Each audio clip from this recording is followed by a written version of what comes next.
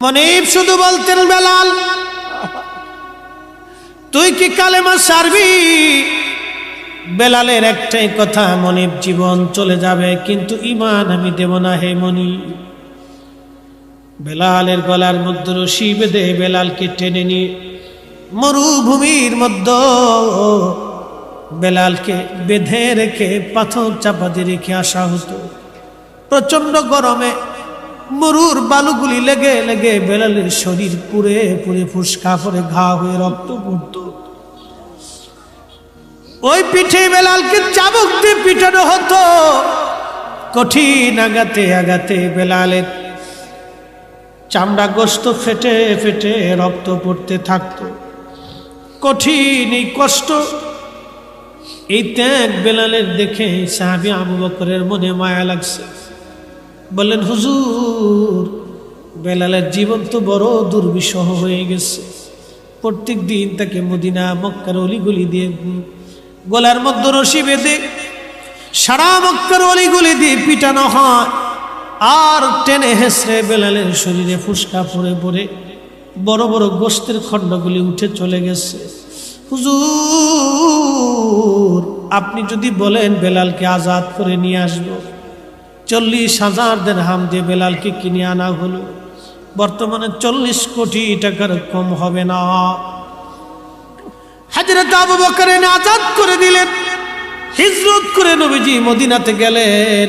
আজান প্রবর্তন হলো। আজান নবীজি বললেন, সাহাবীরা রে আমার বেলাল কোথায়? লাব্বাইকি ইয়া রাসূলুল্লাহ। বেলাল তুমি যাও মিনারায়, আজকে থেকে তুমি নবীর মসজিদের মুয়াজ্জিন, তুমি আজান দিবে। চেহারা ছিল না, লেখাপড়া ছিল না বেলালের। হযরত বেলালের আজানের লাহান, আজানের তামাজ্জু এত মজবুত ছিল। আজান দিতে দেরি হতো, আজান দিতে দেরি হতো বেলালের, আজান দিতে দেরি হতো। বেলাল রাদিয়াল্লাহু আনহু সাহাবীরা সারা মসজিদ ভরে যেতে দেরি হতো না, এমন তাওয়াজ্জু ছিল বেলালের আজানে। পাগল পারা বেলাল নবী দেখতে দেখতে দেখতে দেখতে আল্লাহর হাবিবের প্রতি এতটাই পাগল পারা হয়ে গেলেন বেলাল, নবীকে না দেখলে বেলালের সহ্য হতো না। আহা, আল্লাহর নবীর ইন্তেকাল হয়ে গেল। জিব্রাইল আমিন এসে নবীজির কদমে আসলেন আজরাইল আলাইহিস সালামকে দিয়ে। বাবে জিব্রাইল দিয়ে দরজা দিয়ে সালাম দিলেন। নবীজি সালামের জবাব দিলেন। জিব্রাইল কি জন্য আসছেন? হুজুর আজরাইলকে নিয়ে আসছি, আল্লাহ পাঠিয়েছে, আজরাইল কথা বলবেন আপনার সঙ্গে। আজরাইল আলাইহিস সালাম সালাম দিলেন। নবীজি বললেন, আজরাইল কি জন্য আসছেন? বলে, হুজুর আল্লাহ পাঠিয়েছেন, আপনার আগে এইরকম কারো হয় নাই, আপনি নবীর পরে কারো হবে না। হুজুর আল্লাহ পাঠিয়েছেন, আপনি অনুমতি দিলে আপনার জান কবজ করব, অনুমতি না দিলে আমি আজরাইল ফিরে চলে যাব। আপনার যতদিন মন চায় আপনি ততদিন উম্মতের মাঝে বেঁচে থাকবেন। আহা, নবীজি বললেন, আজরাইল আল্লাহর হুকুম কি রকম? বলে, হ্যাঁ আল্লাহ আমাকে এইভাবে ফরমান দিয়ে পাঠিয়েছেন। জিব্রাইল বলেন, হুজুর আল্লাহর ফয়সালা এরকম, আপনি চাইলে চলে যাবেন, না চাইলে আপনি দুনিয়াতে থাকবেন উম্মতের মাঝে। তবে হ্যাঁ, মাশুক আল্লাহ আপনার দিদারে আগ্রহী হয়ে আছে গো নবীজি। নবীজি কেঁদে ফেলে দিয়ে বলেন, আজরাইল দেরি করো না, আমাকে নিয়ে চলো, আমি আর দুনিয়ার মধ্যে থাকতে চাই না, আমার মাশুকের দিদারে আমি নবী চলে যেতে চাই। আল্লাহর নবীর ইন্তেকাল মোবারক হয়ে গেল। সাহাবীরা পাগলের মতো হয়ে গেলেন, নবী নাই, নবী নাই, নবী নাই। সারা মদিনায় কান্নার রোল পড়ে গেল, নবী নাই। হযরত ওমর পাগলের মতো হয়ে গেলেন, কেউ যদি বলো নবী নাই, আমি ওমর তার গর্দান কেটে ফেলে দিব। পাগলের মতো হয়ে গেলেন সাহাবীরা। আবু বকর থেকে থামাইলেন। প্রত্যেকজন সাহাবী নির্বাক হয়ে গেলেন। আশিক রাসূল হযরত বেলাল পাগল পারা হয়ে গেলেন, নবী নাই, কি করে বরদাস্ত করবেন, কি করে সহ্য করবেন। কিছুদিন পরে হযরত বেলাল ছোট্ট একটা গাঠিল বেঁধে আবু বকরের সামনে দাঁড়ায় গেলেন। আবু বকর রে, বিদায় দেন, আর মদিনাতে থাকবো না। কেন গো? আমি চলে যাব সিরিয়ার দামেস্কে, মদিনায় আমি আর থাকতে পারবো না। কি জন্য রে বেলাল? কিসের অভাব? কেউ কি তোকে গালমন্দ করেছে? না কোনো অভাব তোর আছে বল। পয়সার যদি দরকার হয় বাইতুল মাল থেকে তোর জন্য বেতন ধার্য করে দিব। আবু বকর রে, আমার তোর টাকার অভাব মানে আবু বকর, আমার এমন জিনিসের অভাব তুমি কিনে দিতে পারবা, বলো কিসের অভাব? আবু বকর, আজান দিলে নবী আসতো, এখন আজান দিলে নবী নামাজ আসে না, বলো তুমি কি আমার নবী এনে দিতে পারবা? বেলাল রে, তুই কি নবীরে ভালোবাসিস? আমি আবু বকর কি ভালোবাসি না? আমার জীবনের সব আমি ভালোবাসতে বাসতে দিয়েছি। বেলাল কেঁদে বলেন, আবু বকর তুমিও ভালোবাসো, আমিও ভালোবাসি। তুমি নবীজি রওজা শরীফ দেখলে সহ্য করতে পারো, আমি বেলাল যখন রওজা শরীফের দিকে তাকাই আমার কলিজা ফেটে আসে, সহ্য করতে পারি না। মদিনার রওজা মুবারকের পাশে দাঁড়ায় দেখবেন কত হাজি রওজা শরীফ দেখলে শুধু সালাম দিয়ে চলে যায়, কোনো অনুভূতি নাই। আবার কত হাজি পাগলের মতো কাঁদতে থাকে। কোন হাজি মদিনার থেকে ফেরার সময় পাগলের মতো কাঁদে, কাঁদে পাগলের মতো, আর বলে, হুজুর আমি গরিব মানুষ, কোনদিন আর মদিনা আসতে পারবো কিনা জানি না গো নবী, বিদায় নিচ্ছি আপনার কদম থেকে। কোন হাজি কেঁদে কেঁদে পেরেশান হয়ে যায়, কোন হাজিরা কেঁদে কেঁদে পেরেশান হয়ে যায়। রওজা শরীফ দেখলে কোন হাজি চোখের পানি ফেলে ফেলে কাঁদে, পাগল পারা হয়ে যায় হাজি, পাগল পারা হয়ে যায় হাজি, পাগল পারা হয় হাজি, পাগল পারা হয় নবী বিরহ বেদনা সহ্য করতে না পেরে। হে রাসূল, তো হযরত বেলাল সিরিয়ার দামেস্কে চলে গেলেন। বহুদিন পরে নবীজি স্বপ্ন দেখাইলেন, ও বেলাল কেমন জুলুম শুরু করছো, কতদিন হলো তুমি আমার জিয়ারতে আসো না? বেলাল আমি নবীর জিয়ারতে আইরে বেলাল। একজন সাহাবী নবীকে কি পরিমাণ ভালোবাসা দিলে, মদিনার নবী সিরিয়ার দামেস্কে যা ডাক দিছে, বেলাল কেন বেলাল আমার সাথে জুলুম করো তুমি? বেলাল কতদিন হলো তোমার কণ্ঠে আযান শুনি না? বেলাল আমার জিয়ারতে আয়। যখন নবীর আসি এই স্বপ্নখানা দেখলে, এই স্বপ্নখানা দেখার সঙ্গে সঙ্গে পাগল হয়ে মদিনাতে ছুটে আসছে তিনি। তাহাজ্জুদের সময় যখন আসছি, আল্লাহর হাবিবের রওজা মুবারক কাঠের জালি দিয়ে ঘিরে রাখা ছিল। ওই রওজা মুবারকের পাশে বসে বসে বেলাল কাঁদে আর বলে, হুজুর আসতে বলেছিলেন, আমি আসছি, কিন্তু আযান দিতে বলছেন নবী গো, আযান দিলে কি আপনি আসবেন? নতুন মুয়াজ্জিন আসছে, নতুন মুয়াজ্জিন এসে দেখে নবীর মুয়াজ্জিন বসে বসে কাঁদে। ডাক দেয় বলে, সাহাবীরা রে আসো, নবীর মুয়াজ্জিন ফিরে আসছি, তাড়াতাড়ি আসো, তাড়াতাড়ি আসো, নবীর মুয়াজ্জিন ফিরে আসছি। যখন এই কথা শুনলেন, সাহাবীরা ঘর থেকে বের হয়ে মসজিদে নববীতে এসে বসে বসে বসে বসে কাঁদতেছিল। সাহাবীরা বললেন, বেলাল তুমি আযান দাও, কতদিন হলো তুমি আমাদেরকে আযান শোনাও না রে বেলাল। বেলাল বললেন, দেখো আমি আযান দিলে কি নবী আসবে বলো? সালমান ফার্সি রাদিয়াল্লাহু আনহু বলেন, দেখো রে বেলাল আমরার কথায় আজান দিবে না, যে দেখো হাসান আর হুসাইন আসেনি। হাসান হুসাইন বললে বেলাল আজান দিবে। তখন ইমাম হাসান হুসাইন তখনও ছোট ছিলেন তিনারা। দৌড়ায় গেলেন সাহাবীরা, দৌড়ায় যায় দেখলেন ইমাম হাসান হুসেনকে নিয়ে আসছে। আনার পরে ইমাম হাসানকে দেখতে নবীজির মতো দেখা যাইতো। দুইজন নানার চেহারা পাইছিলেন। ইমাম হুসাইনকে দেখে হাসানকে দেখে বেলাল রওজা শরীফ থেকে উঠে ইমাম হাসানের বুকের মধ্যে মাথা টেকে কাঁদতেছিল।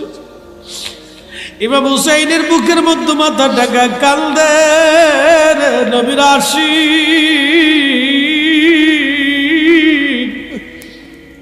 হযরত ইমাম হুসাইন হাসান ডাক দিয়ে বলেন, নানার মুয়াজ্জিন, কতদিন হলো আমাদেরকে আজান শোনাও না। যেই লাহান দিয়ে নবীরে আজান শোনাইতা, নানারে আজান শোনাইতা, সেই লাহান দিয়ে আমরাও আজান শুনাই যাও। নবীর মুয়াজ্জিন চলে গেলেন মিনারায়। যেই ছাদের উপরে দাঁড়ায় বেলাল আজান দিতে, বনু নাজ্জার গোত্রের এক মহিলার ছাদ ছিল মসজিদ নবীর পাশে। ওই ছাদের উপরে দাঁড়ায় বেলাল আজান দিতে, ওই ছাদের উপরে দাঁড়ায় বেলাল আজান দিছে, আল্লাহু আকবার, আল্লাহু আকবার। সারা মদিনায় আজানের আওয়াজ পৌঁছে গেল। মদিনার ঘর থেকে সাহাবীরা বের হয়ে দৌড় মারছে রে। আল্লাহু আকবার, আল্লাহু আকবার বলে যখন আবার আজান দিছে, সারা মদিনার ঘর থেকে বৃদ্ধ সাহাবীরা পর্যন্ত বের হয়ে দৌড় মারছে। যখন আশহাদু আল্লা ইলাহা ইল্লাল্লাহ বলে টান দিছে, মহিলারা ছোট্ট বাচ্চাদেরকে নিয়ে ঘর থেকে বের হয়ে দৌড় মারছে। যখন বেলাল আশহাদু আল্লা ইলাহা ইল্লাল্লাহ বলছে, সারা মদিনার মানুষ কাঁদতেছে। কেঁদে কেঁদে মদিনার মানুষ হয়রান হয়ে যাচ্ছে।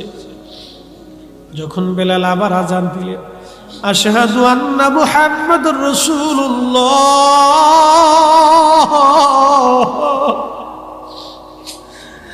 মদিনার মাটি থরথর করে কেঁপে উঠছে। হযরত বেলাল ছাদের উপর থেকে অজ্ঞান হয়ে পড়ে গেছেন। বেহুশ নবী প্রেমে পাগল সাহাবী আশিক রাসূল হযরত বেলাল বেহুশ হয়ে পড়ে গেলেন। বেলালের মতো আশিক যদি আমরা হইতাম, এ দুনিয়ায় নবীর দেখা পাইতাম, এ দুনিয়ায় নবীর দেখা পাইতাম, এ দুনিয়ায় নবীর দেখা পাইতাম। হুশ ফিরে আসলো বেলালে। রওজা শরীফে যে বসে বসে কাঁদার, বলে হুজুর আজান দিতে বলেছিলেন দিয়েছি, আসতে বলেছিলেন আমি আসছি। নবী গো বিদায় দেন। ইয়া রাসূলুল্লাহ, যে আজান দিলে আপনি আসবেন না, সে আজান আমি আর দেব না। চলে গেলেন নবীর আশিক। বিরহ বেদনা এত কঠিন, প্রেমের বিরহ বেদনা এত কঠিন,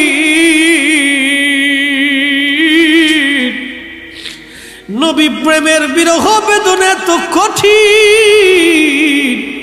বেলাল সহ্য করতে না পেরে কলিজা ফেটে মারা গেলেন। বিরহ বেদনা এত কঠিন, সহ্য করতে না পেরে বেলাল, সহ্য করতে না পেরে বেলাল দুনিয়ার থেকে বিদায় নিয়েছিলেন। বিরহ বেদনা এত কঠিন। হে সবজ গম্বদ মহলে मंजूर दुआ करूँ जब वक्त नजर आए आका दीदार आता करना, दीदार आता करना। मैं कब्र अंधेरी में घबराऊंगा जब तन्हा, इमदाद मेरी करने आजा न रसूल अल्लाह, इमदाद मेरी करने आजा न रसूल अल्लाह। रोशन मेरी तुर्बत को लिल्लाह जरा करना, जब वक्त नजर आए आका दीदार आता करना, दीदार आता करना, दीदार आता करना।